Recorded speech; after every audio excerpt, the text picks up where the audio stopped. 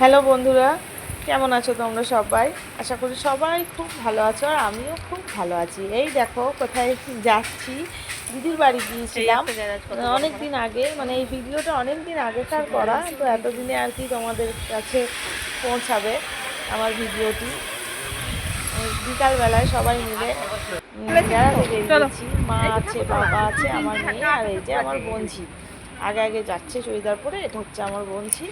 তো এই দেখো একটা জায়গায় চলে এসেছি বেড়াতে। খুব সুন্দর জায়গা, অনেক বড় জায়গা, শান্ত পরিবেশ, অনেক গাছপালাও আছে। খুব ভালো লাগবে তোমাদেরও দেখে এই জায়গাটা। এই দেখো দুর্গা মন্দির, এটা হচ্ছে দিদিদের দুর্গা মন্দির। খুব সুন্দর মন্দিরটা, অনেক বড় মন্দির। প্রণাম করলাম, তারপর তোমাদেরকে ভাবলাম একটু দেখাই, জায়গাটা একটু শেয়ার করি। তো এই যে আবার আমরা নিচে নেমে যাচ্ছি, পুরো জায়গাটাই তোমাদেরকে ঘুরে ঘুরে দেখাবো যে পুরো জায়গাটাই কেমন। আশা করি তোমাদের খুব ভালো লাগবে, ভিডিওটা পুরোটাই দেখতে থাকো, খুব ভালো লাগবে। আর সবাই আমার পাশে থেকো, যারা নতুন বন্ধু তারা আমার চ্যানেলটাকে সাবস্ক্রাইব করে দিয়ে পাশে থেকো। আর যারা পুরনো তারা তো পাশে আছোই, তারা না পাশে থাকলে আমি এই জায়গায় পৌঁছাতে পারতাম না। তো তাদেরকে তো অনেক অনেক ভালোবাসা, অনেক অনেক ধন্যবাদ। আর এই দেখো, এটা হচ্ছে দিদিদের শিব মন্দির, নতুন তৈরি হয়েছে, 1-1.5 বছর হলো। তো আমি আসিনি, এসেছি দিদির বাড়ি, কিন্তু সকালে এসেছি বিকালে চলে গেছি এরকম আর কি। তো এই মন্দিরটা দেখতে আসা হয়নি, তো এবার এসেছি দুদিনকার জন্য, ওই জন্য বললাম চল দেখে আসি তোদের এই মন্দিরটা। এই দেখো নন্দী মহারাজ বসে আছে, খুব সুন্দর লাগছে নন্দী মহারাজকে, দেখে নাও তোমরা। মন্দিরটাও খুব সুন্দর, দারুণ। সুখেশ্বর শিব মন্দিরটার নাম আর কি। এই দেখো আমার মেয়ে তো আগে আগে সিঁড়ির মধ্যে উঠছে আর কি, খুব মজা লেগেছিল, ওর সিঁড়িতে উঠছিল আর নামছিল। তোমাদেরকে দেখাবো পরের ভিডিওটাতে, মানে এই ভিডিওতে আছে, পরের দিকে দেখতে পাবে যে ও কি কাণ্ড করছিল আর কি। তো এই যে চলে এসেছি, দেখো এখানে বাবার শিবলিঙ্গটা অসাধারণ, খুব সুন্দর, খুব সুন্দর, খুব সুন্দর মন্দির। বাবার বিগ্রহ খুব সুন্দর, শিবলিঙ্গটা খুব সুন্দর। তো প্রণাম করে নিলাম, তারপর এই দেখো চারপাশটা না এরকম, চারপাশে বারান্দা। আর এই দেখো জঙ্গল, ওদের তো জঙ্গল আছে ওখানেই, তো মন্দিরের পাশেই আর কি জঙ্গল, বিরাট জঙ্গল। এই দেখো বিরাট জঙ্গল মন্দিরের পাশেই। আবার আমরা একদিকে সিঁড়ি দিয়ে উঠলাম, এটা আবার হচ্ছে অন্যদিকে সিঁড়ি, সেই সিঁড়িটা দিকে নামছি। এখানে আমরা দাঁড়িয়ে দাঁড়িয়ে না সবাই মিলে একটু ফটো তুলে নিলাম। আর আমার মেয়ের কাণ্ড দেখো, এই দেখো সিঁড়িতে উঠছে দৌড়ে দৌড়ে, ও মাথার হেয়ার ব্যান্ডটা দেখো, মাথার হেয়ার ব্যান্ডটা খালি ওই ওপর থেকে নিচে ফেলছে আর দৌড়ে দৌড়ে আসছে। আর দেখবে দেখবে কেমন ফেলে দেবে, এই দেখবে কেমন ফেলে দেবে। এটা বলেছি যে একটা ছবি তুলছি, একটু দাঁড়া। এই দেখো ফেলে দিল, দেখছো তো? ওর দিদি নিয়ে নিয়েছে হেয়ার ব্যান্ডটা, যে আর দেবো না, চল এরপর বাড়ি যাব। কোনো মতেই শুনছে না, বাড়ি যাবে না, মানে ওর খেলাতে এত মত্ত হয়ে গেছে।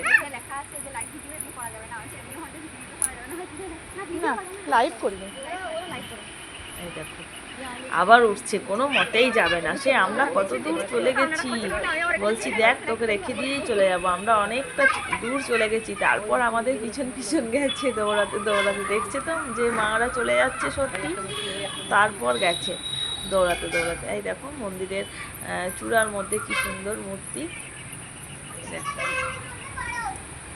খুব সুন্দর, খুব ভালো লেগেছে মন্দিরটা, দারুণ করেছে। আর বাবা বসে পড়েছে, বাবার তো শরীরটা অসুস্থ, অতটা হাঁটা চলা বেশি করতে পারে না, তো অনেকটাই হেঁটে হেঁটে এসছে। আর না একটু বাইরে বেরোলে মনটাও ভালো লাগবে না। বাবা এই যে এসছে আমাদের সাথে, বাবার একটু ভালো লাগবে বাবারও।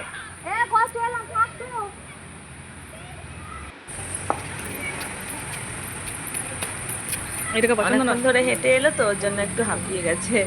এই দেখো আর একটা নন্দী মহারাজকে দেখাই তোমাদেরকে। এটা শুনলাম যে ওই নন্দী মহারাজটা আনার আগে এই নন্দী মহারাজটাকে আনা হয়েছিল, কিন্তু এটা পছন্দ হয়নি বলে ওটা লাগানো হয়েছে, আর এটা এখানে পুজো হয়।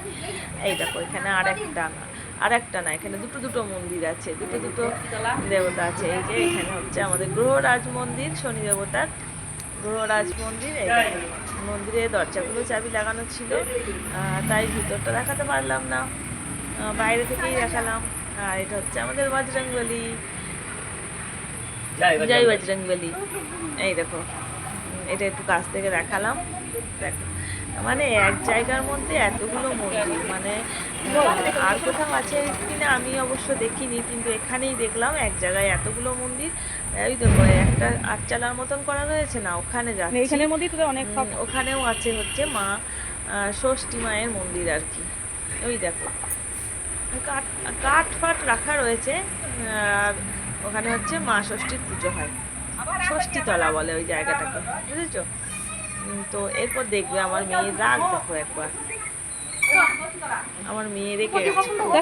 কেন রেখে গেছে? ওই ষষ্ঠীতলাতে ওকে নিয়ে যায়নি আর কি, আমরা একা চলে গেছি, আমি আর ও দিদি মিলে। তো আমাকে আবার টানতে টানতে নিয়ে যাচ্ছে, তুমি চলো ওখানে, আগে আমাকে নিয়ে যাবে তারপর।